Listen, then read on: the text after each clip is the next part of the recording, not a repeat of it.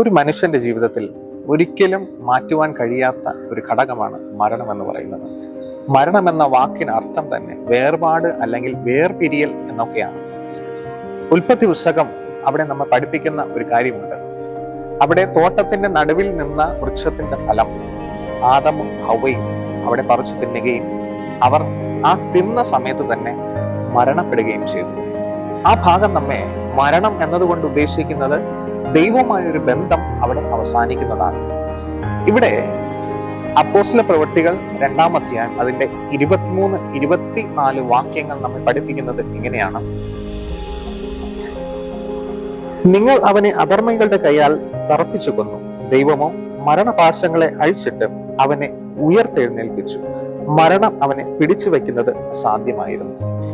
Eden തോട്ടത്തിൽ അവിടെ മരണം സംഭവിച്ചുവെങ്കിൽ ഈ വാക്യം നമ്മെ പഠിപ്പിക്കുന്നത് മരണത്തെ ജയിച്ച വ്യക്തി എന്ന് പറയുന്നത് യേശു കർത്താവാണ്. യോഹന്നാൻ 3:14 നമ്മെ പഠിപ്പിക്കുന്നു, തന്റെ ഏകജാതനായ പുത്രനിൽ വിശ്വസിക്കുന്ന ഏവനും നശിച്ചു പോകാതെ നിത്യജീവൻ പ്രാപിക്കേണ്ടതിന് ദൈവം അവനെ നൽകുവാൻ തക്കവണ്ണം ലോകത്തെ സ്നേഹിച്ചു. കർത്താവിൽ വിശ്വസിക്കുന്നവൻ മരണം കൂടാതെ നിത്യജീവൻ പ്രാപിക്കുമെന്ന് വചനം രേഖപ്പെടുത്തിയിരിക്കുന്നു. അതിനാൽ തന്നെ കർത്താവിന്റെ വരവിൽ നാമും നിത്യജീവന് അവകാശികളായി തീരുവാൻ ദൈവം നമ്മെ ഇവരെയും സമർത്ഥമായി അനുഗ്രഹിക്കുമാറാകട്ടെ. ആമേൻ.